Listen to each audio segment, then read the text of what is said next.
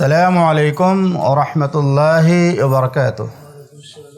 الحمدللہ العلی العظیم والصلاة والسلام علی رسولہ النبی الکریم وعلی آلہ وصحبہ اجمعین۔ اشہد ان لا الہ الا اللہ واشہد ان محمدا عبدہ ورسولہ اما بعد۔ معزز محترم سامعین کرام، دینی اور اسلامی بھائیو، اس دنیا میں بہت سارے لوگ ایسے ہیں جو بڑے بڑے لوگوں کی محبت چاہتے ہیں کہ لوگ ہم سے محبت کریں، لوگ ہمیں اپنے سے قریب رکھیں، لوگ ہمارا احترام کریں۔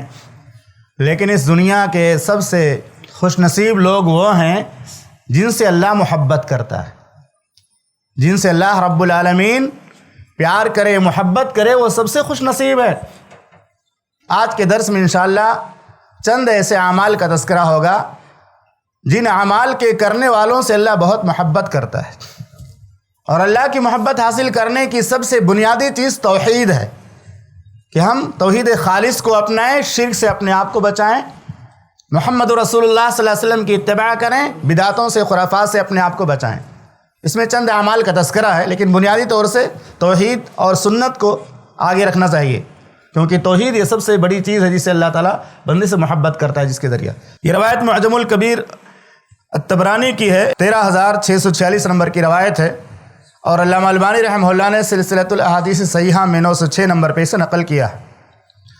عبداللہ ابن عمر رضی اللہ تعالیٰ عنہما سے روایت ہے، انہوں نے بیان کیا کہ ایک شخص محمد رسول اللہ صلی اللہ علیہ وسلم کے پاس آیا، ان رجلا جاء الى النبی صلی اللہ علیہ وسلم فقال یا رسول اللہ، اس نے محمد رسول اللہ صلی اللہ علیہ وسلم سے سوال کیا۔ آپ غور کیجئے، سوال کیا، کیا سوال کیا؟ صحابہ کا انداز سوال کیا ہوتا تھا، کس طرح کے سوالات کیا کرتے تھے؟ کیا سوال کیا؟ ای الناس احب الی اللہ تعالی، اللہ کے پیغمبر محمد رسول اللہ صلی اللہ علیہ وسلم، لوگوں میں اللہ کے نزدیک سب سے محبوب کون ہے؟ کن لوگوں سے اللہ تعالیٰ محبت بہت زیادہ کرتا ہے، پیار کرتا ہے؟ وای الاعمال احب الی اللہ تعالی، اور کن اعمال سے اللہ محبت کرتا ہے، کن لوگوں سے اور کن اعمال سے محبت کرتا ہے؟ تو محمد رسول اللہ صلی اللہ علیہ وسلم نے پہلے ایک جامع کلمہ، جامع بات بیان فرمائی۔ آپ نے فرمایا احب الناس الی اللہ تعالی انفعہم للناس، اللہ کے نزدیک سب سے پیارے اور محبوب بندے وہ ہیں، اللہ کے سب سے محبوب بندے وہ ہوتے ہیں جو انسانیت کے لیے سب سے زیادہ نفع بخش ہوں،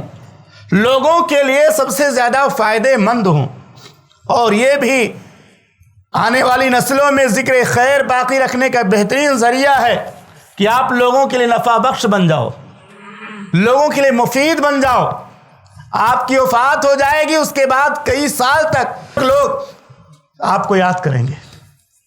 جب بھی آپ کی ضرورت محسوس ہوگی، آپ جو مدد کیا کرتے تھے، جو تعاون کیا کرتے تھے، جو سپورٹ کیا کرتے تھے، کسی کے ساتھ اچھا سلوک کیا کرتے تھے، جب وہ مرحلہ آئے گا تو آدمی یاد کرتا، ہاں وہ فلاں بندہ تھا، فلاں بندہ تھا، فلاں موقع پر میرا ساتھ دیا، اور جب بھی ضرورت آئی میرے ساتھ کھڑا ہو گیا، یا جب بھی ضرورت تھی مسجد کی، مدرسے کی، تعاون کی، سب سے آگے رہتا تھا۔ اس طرح مثالیں لوگ دیا کرتے ہیں، لوگ یاد کرتے ہیں، اچھا کام کر کے جاتا ہے، لوگوں کے ساتھ اچھا سلوک کر کے جاتا ہے۔ اللہ کے نبی صلی اللہ علیہ وسلم نے آگے ذکر فرمایا وَأَحَبُّ الْأَعْمَالِ اللَّهِ تَعَالَى سُرُورٌ تُدْخِلُهُ عَلَى مُسْلِمٍ، اللہ کے نبی صلی اللہ علیہ وسلم نے فرمایا وہ لوگ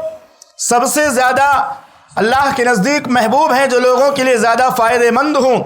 اور اللہ کے نزدیک جو پسندیدہ اعمال ہیں، اللہ کے نبی صلی اللہ علیہ وسلم نے جو پہلا عمل بیان کیا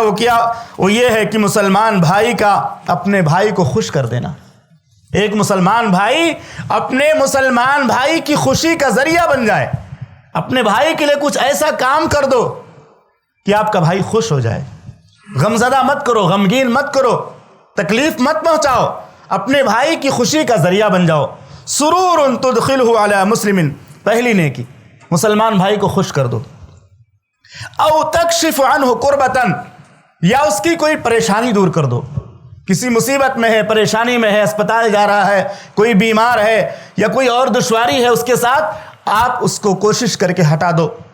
اللہ کے نبی صلی اللہ علیہ وسلم نے فرمایا جو کسی مسلمان بندے کی دنیاوی پریشانیوں میں سے کوئی پریشانی دور کرے گا، اللہ اس کی آخرت کی پریشانیوں میں سے پریشانی دور کرے گا۔ اور تیسری چیز اللہ کے نبی صلی اللہ علیہ وسلم نے جو بیان فرمائی اللہ سے قریب کرنے والی جو نیکی ہے، اللہ کے نزدیک آپ محبوب بن جائیں گے اس نیکی کے کرنے کی وجہ سے۔ او تقضی عنہ دینا، بہت بڑی نیکی ہے، کسی مقروض کا قرض ادا کر دو۔ کبھی کبھی کسی کے لیے 2000 کا قرض 20,000 کے برابر ہوتا ہے، وہ بیچارہ سالوں سال کوشش کرتا ہے اگلے مہینے دیں گے، اگلے مہینے دیں گے، 2-4 ہزار قرض کسی کے اوپر ہوتا ہے، ادا نہیں کر پاتا، اور جس نے قرض دیا ہوتا ہے ٹارچر کرتا رہتا ہے۔ کتنے لوگ خودکشی بھی کرتے ہیں جن کا ایمان کمزور ہوتا ہے، عقیدہ کمزور ہوتا ہے، اور قرض میں ڈوب جاتے ہیں، کتنے خودکشی بھی کر لیتے ہیں۔ تو کسی کے قرض کی ادائیگی چاہے 2000 روپے ہی کیوں نہ ہو، 4000 کیوں نہ ہو، آپ نے اپنے ذمہ لے لیا اور ادا کر دیا، اس کو کتنی میٹھی نیند آئے گی، اس کے دل کو کتنا قرار ملے گا، اس کے دل سے کتنی دعائیں نکلے گی کہ اللہ کے اس بندے نے میرا ساتھ دیا، اور یہ قرض کا جو ٹینشن تھا، بار بار مجھ سے مانگا جا رہا تھا، میں نہیں دے پا رہا تھا، ہر مہینے جو ہے گزر جاتا تھا، وقت گزر جاتا تھا، ادا نہیں ہوتا تھا، آپ نے اگر ادا کر دیا تو کتنا سکون ملے گا۔ جس کا قرض آپ نے ادا کیا اس کے دل کو سکون ملے گا، اس سے کہیں زیادہ آپ کو سکون ملے گا کہ ہم نے نیکی کا کام کیا۔ تو تیسری چیز جو اللہ کے نبی صلی اللہ علیہ وسلم نے بیان فرمائی، پہلی چیز یہ کہ مسلمان کو خوش کر دو، ایسا کچھ اس کے ساتھ اچھا برتاؤ کرو کہ وہ خوش ہو جائے۔ دوسری نیکی، اس کی کسی پریشانی کو دور کر دو۔ تیسری نیکی، اس کے قرض کو ادا کر دو، قرض ادا نہیں کر پا رہا ہے۔ محمد رسول اللہ صلی اللہ علیہ وسلم کا بھی طریقہ تھا، آپ بھی جب دیکھتے کہ کوئی مقروض ہے کوشش کرتے اس کا قرض ادا ہو جائے۔ اور چوتھی نیکی، او تطرد عنہ جوعا، یا وہ بھوکا اس کو کھانا کھلا دو۔ کتنے لوگ پڑوس میں بھوکے رہ جاتے ہیں، پڑوسیوں کو پتہ نہیں چلتا ہے، بلڈنگوں میں بھی اور بہت سارے محلوں میں بھی آدمی اپنے گھر میں بزی رہتا ہے، پاس پڑوس کے لوگوں کی خبر نہیں لیتا، جبکہ محمد رسول اللہ صلی اللہ علیہ وسلم نے اپنی امت کو تعلیم دی ہے جب سالن بناؤ تو تھوڑا زیادہ بنایا کرو۔ پہلے کے دور میں یہ سنت زیادہ تھی، یہ سنت مردہ ہوتی جا رہی ہے کہ کوئی اچھا پکوان پکتا تھا تو پاس پڑوس کے گھروں میں بچوں کو دے کر بھیج دیتی عورتیں، چاہو یہاں پہ دے دو، یہاں دے تھوڑا، یہاں وہاں، یعنی اس طرح سے باری باری بانٹتے تھے، اس سے محبت پیدا ہوتی تھی، آپس میں ایک دوسرے سے تعلقات اچھے رہتے تھے۔ لیکن یہ سنت مردہ ہوتی جا رہی ہے۔ بھئی آپ نے سالن بنایا، 2 بوٹی اگر پڑوس میں دے دیا، آپ کا کم تھوڑی ہوگا، اس سے برکت ملے گی، اور پاس پڑوس کے بچوں کو بھی خوشی مل جائے گی کہ ہاں اچھا پکوان بنایا ہے، اچھا پکوان پکایا اور ہمارے گھر بھیج دیا۔ تو اس سنت کو بھی زندہ کرنا چاہیے۔ اللہ کے نبی صلی اللہ علیہ وسلم نے فرمایا، او تطرد عنہ جوعا، یا تم اس کے بھوکے ہونے کی حالت میں، بھائی کے بھوکے ہونے کی حالت میں تم نے اس کو کھانا کھلا دیا۔ اس کے بعد اللہ کے نبی صلی اللہ علیہ وسلم نے ایک اور نیکی کا تذکرہ کیا، لن امشی مع اخی فی حاجۃ، اللہ کے نبی صلی اللہ علیہ وسلم نے فرمایا میں کسی شخص کے ساتھ، اپنے کسی بھائی کے ساتھ اس کی ضرورت پوری کرنے کے لیے میں کہیں جاؤں، یہ زیادہ محبوب ہے میرے نزدیک، احب الی من ان اعتکف فی ھذا المسجد، مدینہ کی اس مسجد میں اعتکاف کر لوں 1 مہینے تک، اس سے زیادہ بہتر میں اس نیکی کو سمجھتا ہوں کہ کوئی ضرورت مند مسلمان ہے، میں اس کی ضرورت پوری کرنے کے لیے چلا جاؤں۔ ضرورت پوری کرنے کا مطلب کیا ہوتا ہے؟ کوئی آدمی ہے کپڑا خریدنا چاہتا ہے، اس کو تجربہ نہیں ہے، آپ اس کے ساتھ چلے گئے، کم پیسے میں مناسب ریٹ میں اس نے سامان خرید لیا۔ کسی کو گوشت خریدنے کا ہنر آتا ہے، اس نے اس کا ساتھ دے دیا۔ کوئی کسی ضرورت میں مہارت رکھتا ہے، بہت سارے لوگ ہوتے ہیں، الگ الگ صلاحیتیں ہوتی ہیں، الگ الگ ان کے پاس اللہ تعالیٰ علم دیتا ہے، جانکاری اس کو ہوتی ہے، تو آپ نے سپورٹ کیا، کبھی کبھی بلاتا ہے، آپ چلو فلاں کام پہ ہمیں جانا ہے، اکیلے مجھے گھبراہٹ ہو رہی ہے، آپ بھی ساتھ میں رہو گے، مشورہ دو گے تو اچھا کام ہو جائے گا۔ تو اس طرح کسی کے ساتھ جا کر اس کا کام کرا دینا کتنی بڑی نیکی ہے، یہ بہت بڑی نیکی ہے، اس سے بھی لوگوں کو تسلی ملتی ہے، محبت پیدا ہوتی ہے۔ آپ کا 10 منٹ 15 منٹ ضرور لگتا ہے، لیکن اس سے اللہ کتنا خوش ہوتا ہے۔ اللہ کے نبی صلی اللہ علیہ وسلم نے فرمایا کہ میں کسی بھائی کے ساتھ اس کی ضرورت پوری کرنے کے لیے چلا جاؤں، یہ چیز مجھے زیادہ محبوب ہے اس بات سے کہ میں مسجد میں 1 مہینے تک اعتکاف کروں۔ صحیح روایت۔ اس کے بعد اللہ کے نبی صلی اللہ علیہ وسلم نے فرمایا، جو شخص غصہ ہو جائے اور اپنے غصے پر قابو پا جائے، اپنے غصے کو روک لے، اپنے غصے پر کنٹرول کر لے جائے، اللہ کے نبی صلی اللہ علیہ وسلم نے فرمایا اللہ رب العالمین اس کی پردہ پوشی فرمائے گا۔ یعنی کوئی شخص بہت زیادہ غصے میں ہے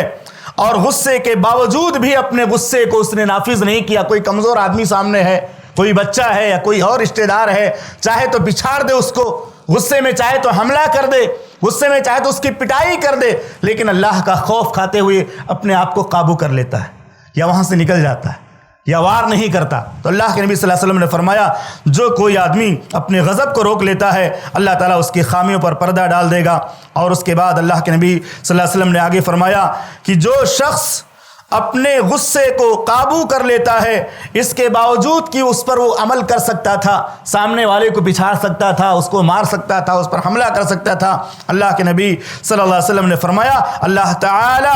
ایسے شخص کو قیامت کے دن امید عطا فرمائے گا، یعنی اللہ رب العالمین کی خصوصی رحمت اس کو ملے گی۔ قیامت کے روز اللہ تعالیٰ اس کے دل کو امیدوں سے بھر دے گا۔ غصے پر قابو پانا اور کنٹرول کرنا بڑی نیکی ہے۔ آدمی غصے میں بہت سارے ایسے کام کر جاتا ہے، بعد میں افسوس ہوتا ہے، تو غصے پر قابو پانا بھی یہ بڑی نیکی، اللہ تعالیٰ کو بڑی پیاری نیکی ہے۔ اور اس کے بعد فرمایا محمد رسول اللہ صلی اللہ علیہ وسلم نے پھر آگے اسی نیکی کا تذکرہ کیا، من مشى مع اخیہ فی حاجۃ،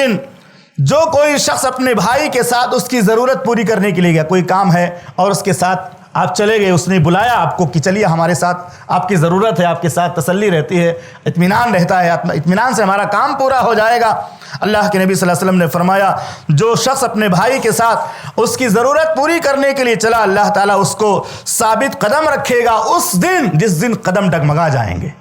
جس دن قدم ڈگمگائیں گے اس دن اللہ تعالیٰ اس کو ثابت قدم رکھے گا جو اپنے بھائی کے ساتھ اس کی ضرورت پوری کرنے کے لیے جاتا ہے۔ اللہ کے نبی صلی اللہ علیہ وسلم بھی منع نہیں کرتے تھے، کبھی آپ سے کوئی شخص وقت مانگ رہا ہے، ٹائم مانگ رہا ہے کہ ہمارے پاس ساتھ چلو یا ہم فلاں جگہ جاتے ہیں، آپ کا ساتھ ہوگا تو اچھا رہے گا، اور یہ سب باتیں آدمی ہر کسی سے نہیں کہتا۔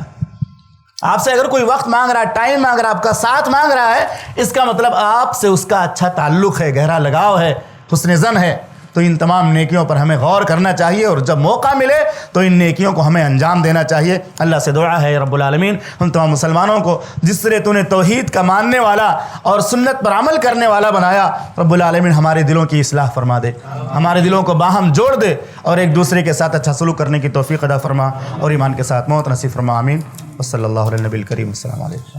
ایسے ہی فائدہ مند اسلامک ویڈیوز دیکھنے اور منہج سلف پر کتاب و سنت کی تعلیمات کو عام کرنے میں ہمارا تعاون کریں، تاکہ آپ کے لیے ذریعہ نجات، جنت کے حصول کا سبب، ساتھ ہی مال میں برکت و اضافے کا ذریعہ بھی بنے۔ آمین۔ جزاک اللہ خیرن۔